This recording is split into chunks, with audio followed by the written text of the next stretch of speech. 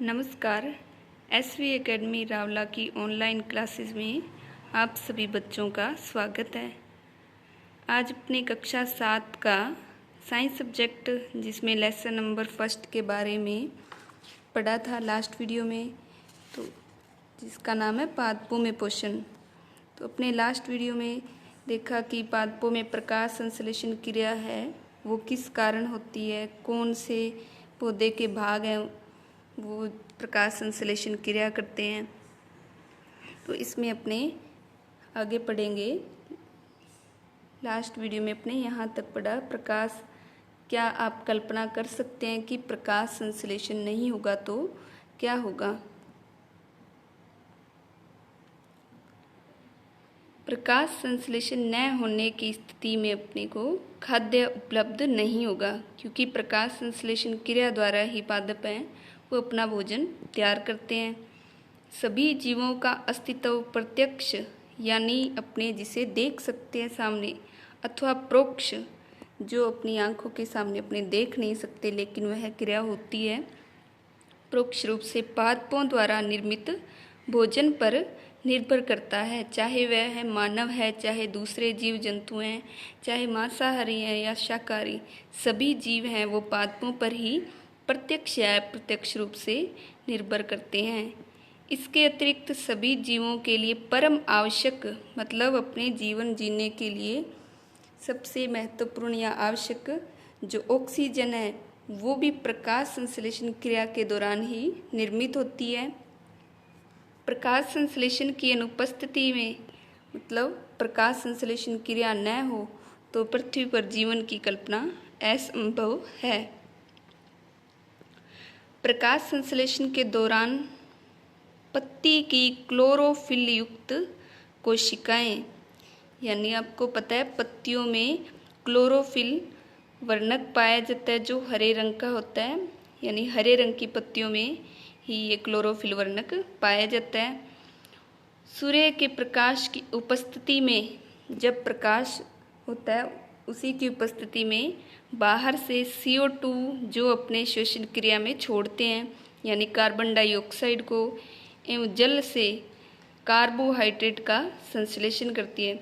तो जो पत्तियां होती हैं जिनमें प्रकाश संश्लेषण की क्रिया होती है उन पत्ती में क्लोरोफिल युक्त कोशिकाएं जब सूर्य के प्रकाश की उपस्थिति में वायुमंडल से कार्बन डाइऑक्साइड गैस और जल यानी H2O होता है उससे कार्बोहाइड्रेट का संश्लेषण करती हैं, यानी कार्बोहाइड्रेट एक स्टार्च है जिसे बनाती हैं, तो इसे प्रकाश संश्लेषण क्रिया कहते हैं।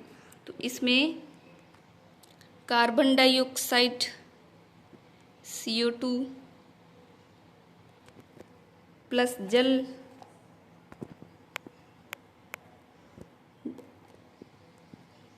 ये दोनों जल है वो H2O के रूप में पाया जाता है। तो ये प्रकाश की उपस्थिति में और क्लोरोफिल की उपस्थिति में कार्बोहाइड्रेट जिसे स्टार्च बोलते हैं, तो इसका फॉर्मूला लिखोगे तो आप C6 यानी कार्बन के 6 अणु H12O6, तो ये कार्बोहाइड्रेट का फॉर्मूला होता है और साथ में ऑक्सीजन मुक्त होती है।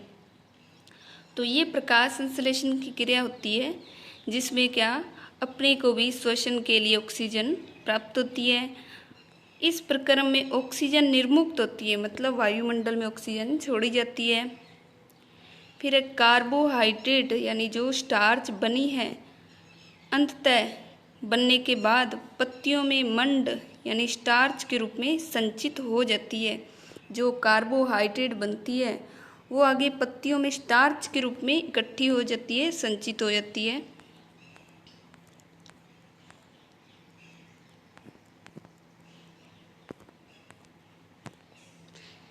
और पत्ती में स्टार्च की उपस्थिति प्रकाश संश्लेषण का संपन्न होना दर्शाता है। स्टार्च भी एक प्रकार का कार्बोहाइड्रेट है। तो जब पत्तियों में प्रकाश संश्लेषण क्रिया हो जाती है तो स्टार्च बन जाता है, और जब स्टार्च बनता है तो प्रकाश संश्लेषण क्रिया संपन्न हो जाती है। तो इसमें आपको कुछ पत्ती की क्लोरोफिल युक्त कोशिकाओं को दिखा रखा है। ये सारी कोशिकाएं हैं क्लोरोफिल युक्त। इन कोशिकाओं में क्लोरोफिल ये वर्णक है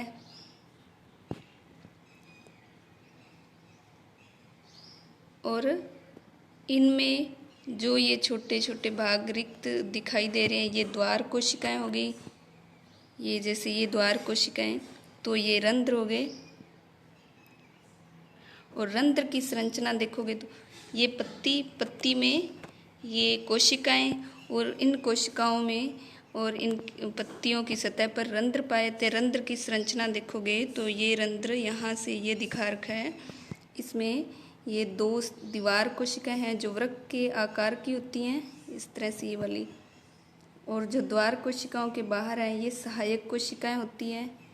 और बीच में जो एक छेद दिखाई दे रहा है ये रंध्र है जो प्रकाश या संश्लेषण की क्रिया में CO2 को ग्रहण करते हैं।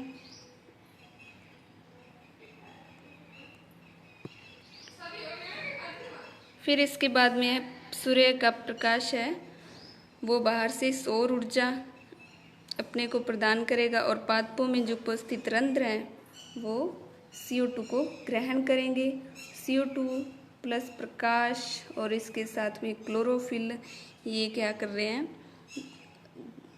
भोजन का निर्माण करते हैं। और जड़ें हैं वो H2O और उसके साथ कुछ खनिज लवण हैं उनको ग्रहण करके प्रकाश संश्लेषण क्रिया संपन्न करवाते हैं।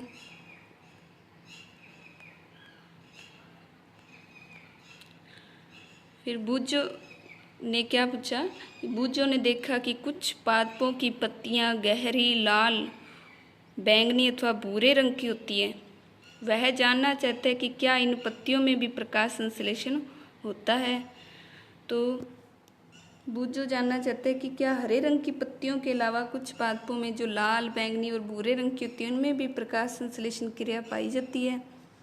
तो इसमें बताया गया पत्तियों के अतिरिक्त पादपों के दूसरे हरे भागों जैसे कि हरे तने, हरी शाखाओं में भी प्रकाश संश्लेषण होता है।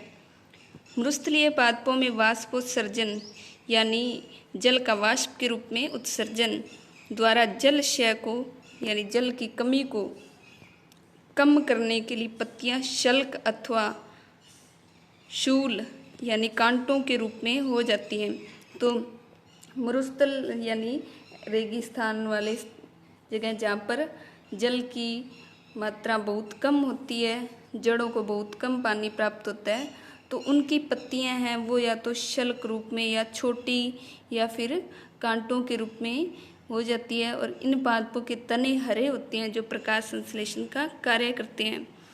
तो जो बूजो जानना चाहता है उसके अनुसार जो लाल, बैंगनी और भूरे रंग की पत्तियां होती हैं इनमें यदि हरे रंग का वर्णक क्लोरोफिल नहीं है तो ये प्रकाश संश्लेषण नहीं करेंगी, और यदि इनमें क्लोरोफिल वर्णक भी उपस्थित है तो प्रकाश संश्लेषण क्रिया होती है।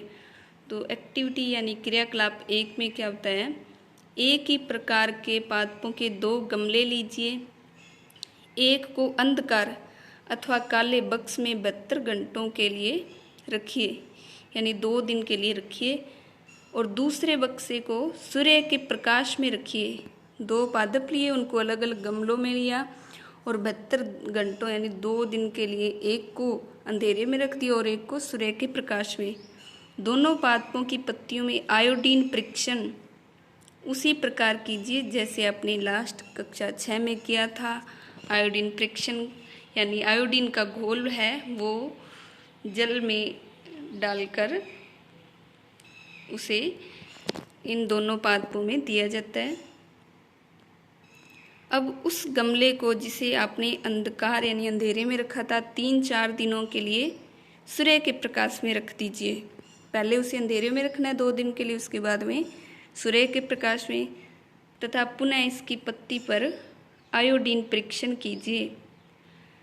और जो आपने ये परीक्षण करने के बाद में देखा यानी प्रेक्षण देखे उसे अपनी नोटबुक में लिखें। हरी पत्तियों के अतिरिक्त अन्य वर्ण यानी जो रंग हैं, जैसे लाल रंग, बैंगनी रंग, पीला रंग, ये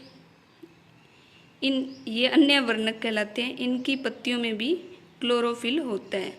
तो ऊपर जो बूझों ने पूछा कि क्या उन पत्तियों में भी प्रकाश संश्लेषण होता है, तो यदि उनमें क्लोरोफिल होता है तो वो प्रकाश संश्लेषण करेंगी, और जिन पत्तियों में क्लोरोफिल नहीं है तो वो प्रकाश संश्लेषण क्रिया नहीं करेंगे। परंतु इन पत्तियों में उपस्थित लाल, भूरे अथवा अन्य वर्णक क्लोरोफिल के हरे रंग का प्रच्छादन कर देते हैं, अर्थात हरे रंग को ढक लेते हैं, और इन पत्तियों में भी प्रकाश संश्लेषण होता है। तो यदि इन रंगों के साथ यानी इन वर्णकों के साथ साथ उनमें क्लोरोफिल वर्णक भी है तो प्रकाश संश्लेषण क्रिया होती है। आपने गीली दीवारों पर तालाब अथवा ठहरे हुए जलाशय में हरे अवपंखी यानी शैवाल होते हैं, उनको देखा है। ये सामान्यतः कुछ जीवों की वृद्धि के कारण बनते हैं। जो छोटे छोटे हरे रंग की संरचना अपने दीवारों और तालाब, कुएं, नदियों के किनारों पे देखे उसे शैवाल कहते हैं। क्या आप कल्पना कर सकते हैं कि इनका रंग हरा क्यों होता है? इनमें क्लोरोफिल होता है जिसके कारण ये हरे दिखाई देते हैं। शैवाल भी प्रकाश संश्लेषण द्वारा अपना भोजन समय बनाते हैं। तो जो शैवाल हैं उनमें भी यदि क्लोरोफिल वर्णक है तो वह प्रकाश संश्लेषण क्रिया करेंगे और उनमें भोजन निर्माण होता है। तो ये कुछ विभिन्न रंगों की पत्तियां हैं, जैसे ये बैंगनी रंग की है, ये हल्के हरे रंग की, और ये पीले और हरे रंग की। तो इन पत्तियों में क्लोरोफिल यदि है तो वो इन वर्णकों द्वारा ढक लिया जाता है। फिर आगे है, पादपों में कार्बोहाइड्रेट यानी स्टार्च के अतिरिक्त अन्य कौन से खाद्य पदार्थों का संश्लेषण होता है, वो पढ़ेंगे। अभी आपने पढ़ा कि प्रकाश संश्लेषण प्रक्रम द्वारा पादप हैं वो कार्बोहाइड्रेट का संश्लेषण करते हैं, और कार्बोहाइड्रेट है वो किन से बनी हुई है, वो कार्बन, हाइड्रोजन एवं ऑक्सीजन से बनते हैं। तो इसका फॉर्मूला लिखा था C6H12O6, यानी ये कार्बोहाइड्रेट का फॉर्मूला है। तो इसमें कार्बन, हाइड्रोजन और ऑक्सीजन होते हैं। इनका उपयोग खाद्य के अन्य घटकों के संश्लेषण में होता है, यानी ये है जो खाद्य पदार्थ है उनके अन्य घटकों का भी संश्लेषण करते हैं। परंतु प्रोटीन नाइट्रोजनी पदार्थ है। जो प्रोटीन होता है उसमें कार्बन, हाइड्रोजन और ऑक्सीजन के अलावा नाइट्रोजन भी पाया जाता है, जिनमें कार्बन, ऑक्सीजन, हाइड्रोजन के अतिरिक्त नाइट्रोजन भी होती है। और पादपों को नाइट्रोजन कहाँ से प्राप्त होती है? तो जो पादपों को नाइट्रोजन है ये कहाँ से प्राप्त होती है? तो आप जानते हैं वायुमंडल में मुख्य 3 गैसें हैं। कौन कौन सी हैं? नाइट्रोजन जो कितने परसेंट है? 78%। ऑक्सीजन 21%, और इसके अलावा CO2 है, और अन्य गैसें ये शेष जो बचे हुए 1% पाई जाती हैं।